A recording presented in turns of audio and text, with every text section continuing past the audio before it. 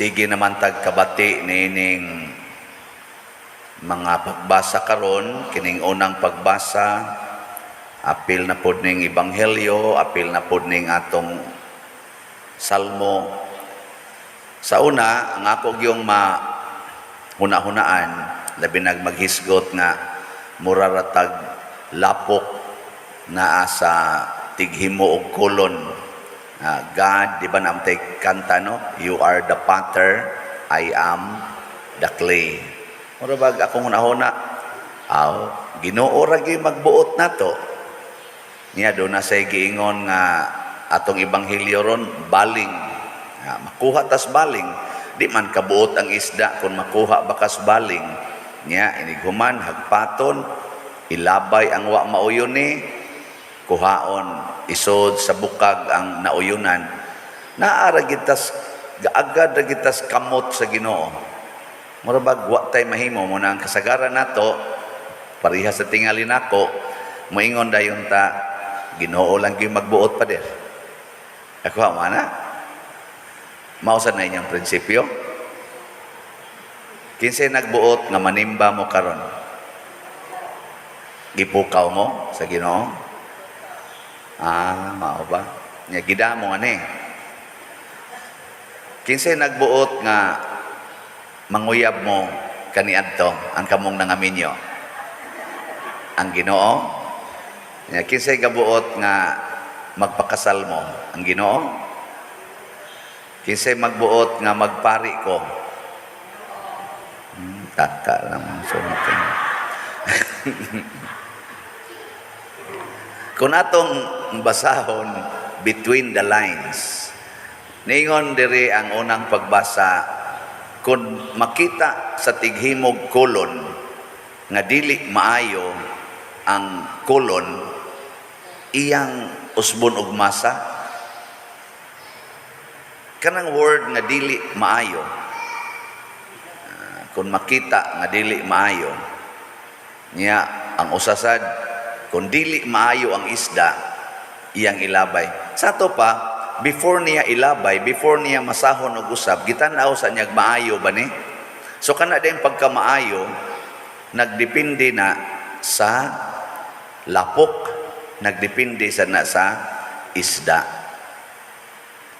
So kung ari sa tao, ingon man siya nga ang tao kuno ang dautan og ang maayo, iya masang ibuwagon ang dautan isugba mas kayo, maghilak ug magkagot ang ipon, kini di ang pagkamaayo ato ning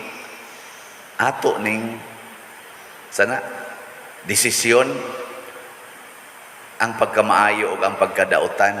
Pero ang pagseparate nato iya na nas Ginoo. Ana gikono pangutan ako na imong tupad ing nakapractice ka sa mga virtues. Kay decision man na nato god. Sa ato pa di ay ako nakarealize ko gahapon sa pagtambong nako nga kuan di ay nindot day kayo ta kay gitagaan ditas Ginoo og gahom og kapasidad nga makapili dautan ba o maayo ba ang atong buhaton, ato ng kapasidad, bisan ang yawa dili kahimuan, dili makadiktar nato ang yawa, dili makapugos nato ang yawa pagbuhat og dautan. Muna ayaw gyud pasanginli nga tao raman gug ko dili ay tao ra lagi ta, pero gi-equip sad ta lahi tas mga mananap nga higtan ang liog nya guroyon, no? Lahi kita doon natay kapasidad magpahigot bata o dili. Abisan gani ka ng iro, manikmat man gani nag-imong higtan, kamao man ganing mo likay. Kita na bang tao? Una kamong mga bana, ay gimog ingon nga unsaon man, gisukaran man ka, di ka mukaon. Baboy gani, nga hingaon yun kayo na, mubalibad pa man gani busog na. Kita kamaos tang mubalibad, nakoy asawa, di na ako magpatintal.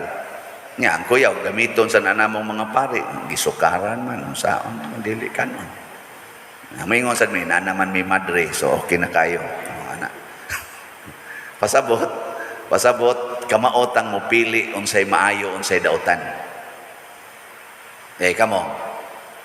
Labi na kamong ni aron dinhi o kamong naas online. Kung pananglitan ang imong kauban sa kinabuhi, mudagmal nimo pinaagis pagbunog, pagsigi og maltreatment ba. Unsa may maayo ana nga buhaton? Maayo ha? Unsay maayong buhaton? Suklan o magpadaog-daog? Sige, tubag. Ikiha, suklan, ipapriso, pabayron og damages, o magpadaog-daog hangtod mamatay. Unsa may maayo diya?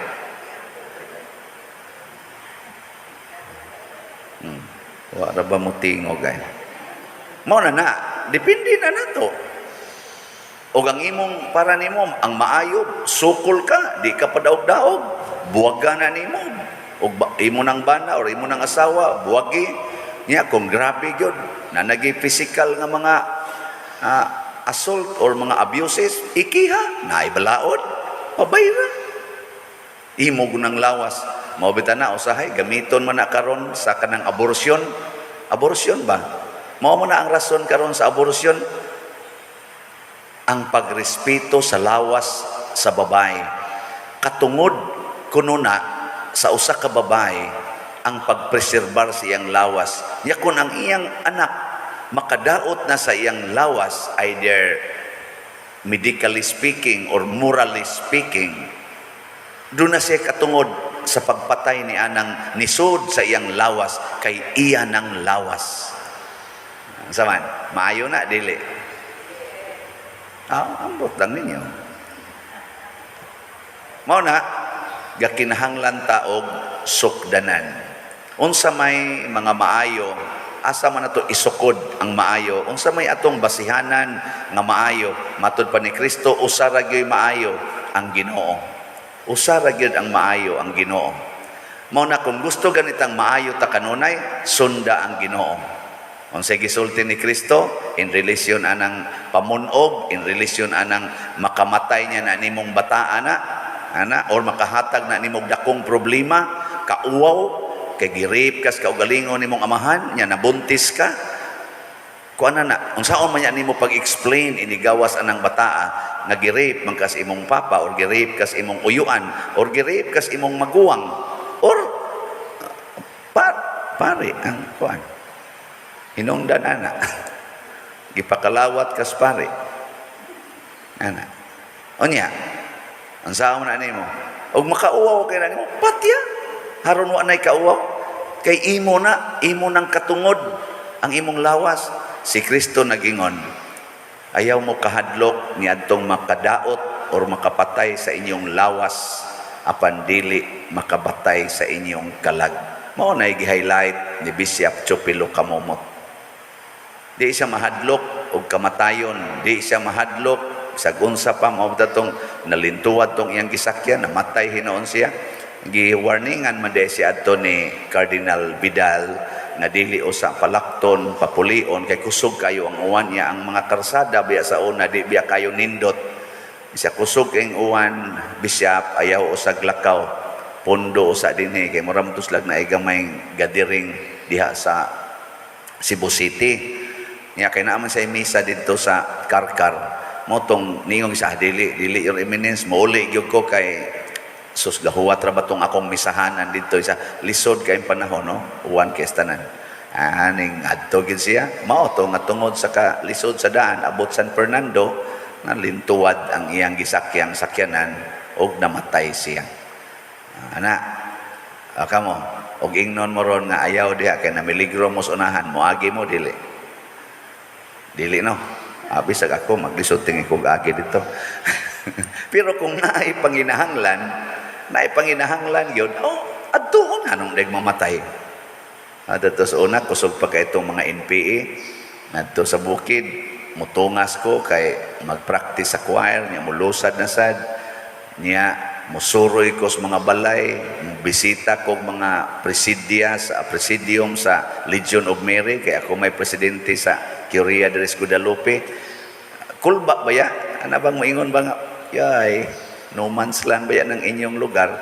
Ako niro sa maglakaw ko ikagabi, ako naagay niro mo buto ron, ako gini. Kay di man na mo pakita kasagaran, kalitan romang kag pusil. Wa man sad abot man gyud ko karon nga makapangulikta na. Nga naman, wa pa tingali gitugot sa Ginoo, pero naningkamot ko paggamit sa kong lawas aron pag himo og maayo, kutob sa mahimo. Naa man sa gid hinuon ang dautan. Naa man gyud. Pero kutob sa mahimo, buhaton gyud ang maayo. Muna, congratulations sa mga maayog binuhatan, labi na gid ninyong namalit og slots. Maayo kay da nga buhat. Unsa may basic requirements para mahimong milagro? Una, there is no scientific explanation. Dili ma-explain panatan cure kanang healing. Dili ma-explain og siyensya. Ikaduha, ang cure o cure man pananglitan dili mo record within 5 years. Pananglitan ron imong cancer, nahurot o kawagtang na negative ka. Huwaton usag 5 years ug di ba kabalikan, ug mabalikan ka ika 3rd year, adili na milagro. Kuya usan no? Mao na. Sige, testingin ninyo mga stage 4 cancer o hangyo si Bishop Chupilo Kamomot. Kay siguro gyud kung mupabaha na siya og mga grasya, kay gusto sad siya nga ma-declare sa kalibutan ang gahom sa Ginoo nga naglihok diha niya. Mo nang nindot kay nakaron niya ini kahuman, i-beatify na siya. Usa lang ka milagro, genuine. Ang sunod na sad ana, usa na sad ka milagro para mahimo siyang santo, canonization. So duha ra ka milagro ang gikinahanglan aron masanto na siya. Pero mo gyud requirements. Kinahanglan no scientific explanation, cannot be explained scientifically, nya proven by doctors kun cure, proven by scientists kun pananglitan mga events nga imposibleng mahitabo. Niya dayon mulast siya og ang cure og 5 years, 11 minus. Nindot kay na di mo mamatay 5 years, pero ini ko mag-declare patay dayon mo. At least nakaabot butang nartaron mo 5 years na siya gikas pagkuan mga 12 o'clock midnight na. Di na declare na o kani milagro na gyud pagkaugma balikan dayon ka. Wa na declared na to. At least 5 years man sad. Suna nga ng 5 years ikaw kalain sad padano nya mamatay dai gyapon ay mamatay ra man gyapon ka. Pero at least niabot siya 5 years or 5 years and 1 day. Wa na declared na.